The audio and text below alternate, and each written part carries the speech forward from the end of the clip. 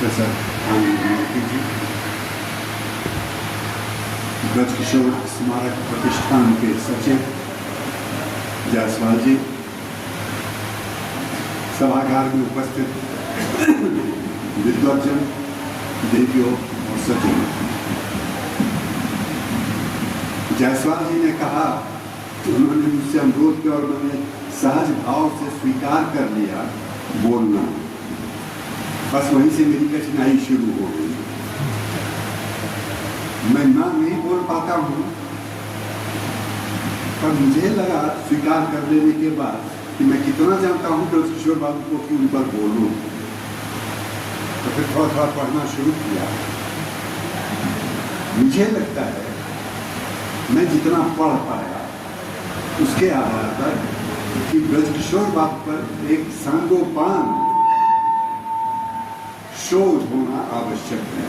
शोध परख का किताबें लिखी गई हैं, मैं उन किताबों की चर्चा भी करूंगा, लेकिन जो किताबें हैं वो एक ही बात बार बार दोहराई जाने वाली बातें हैं।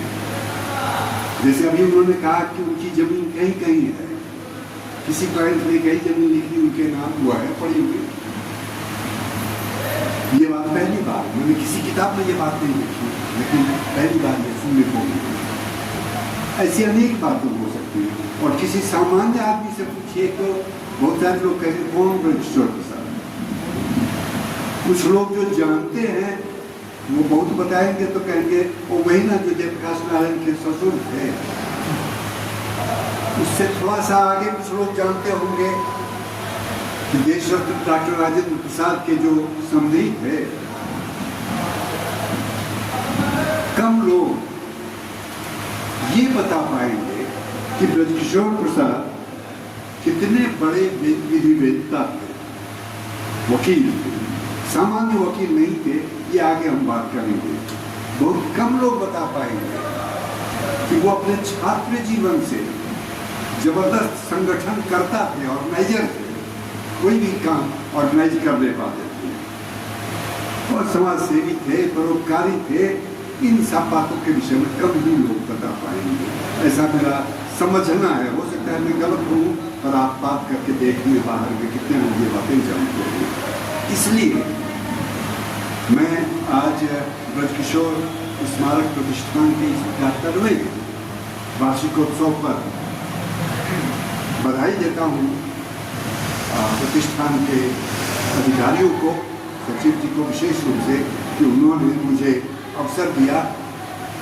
मैं दूसरों को क्या कहूँगा ब्रजकिशोर प्रसाद के बारे में, उससे अधिक कि मुझे ब्रजकिशोर प्रसाद को समझने का उन्होंने अवसर दिया। मैं उनका आभार हूँ।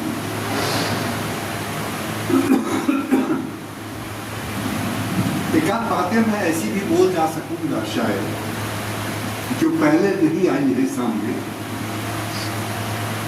हो सकता है वो बहुत पुष्ट बात ना हो, लेकिन मेरी आंख से देखी हुई चीज है, पढ़ी हुई चीज है, उसके आधार पर कहूँगा। पर वो बातें बाद में आएंगी। शुरू करता हूँ शुरू से ही कि ब्रजकिशोर प्रसाद सिवान के श्रीनगर गांव के रहने वाले थे, साधारण परिवार के थे। उनकी शिक्षा उन दिनों जैसी हुआ करती थी, मौलवी रख करके उर्दू के माध्यम से शुरू कर रही थी। फिर बाद के वर्षों में वो छपरा आए, गया गए, पटना आए, इन सब जगहों पर उन्होंने अपनी शिक्षा प्राप्त की और अंत में कलकत्ता गए, जहाँ प्रेसिडेंसी कॉलेज से उन्होंने लॉ की डिग्री हासिल की।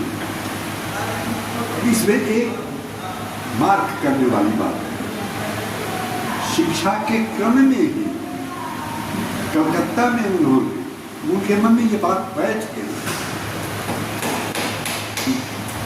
हर छात्र को, चाहे वो बिहार का हो या कहीं का हो, सामान्यतः बिहार वालों के लिए उनके मन में भाव था,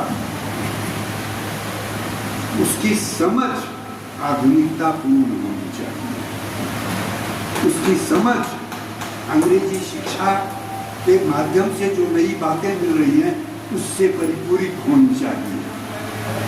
और इस उद्देश्य से बताइए, एक व्यक्ति जो मुश्किल से 20-21 वर्ष का है, 21 वर्ष में तो वो एमए कर गए थे, फिर लॉ में पढ़ रहे थे, और तब उन्होंने एक संस्थान की स्थापना की कलकत्ता में, जहाँ कोई भी विद्यार्थी, चाहे वो बंगाल का हो, बिहार का हो, कहीं का भी हो, वो आए, हिस्सा ले।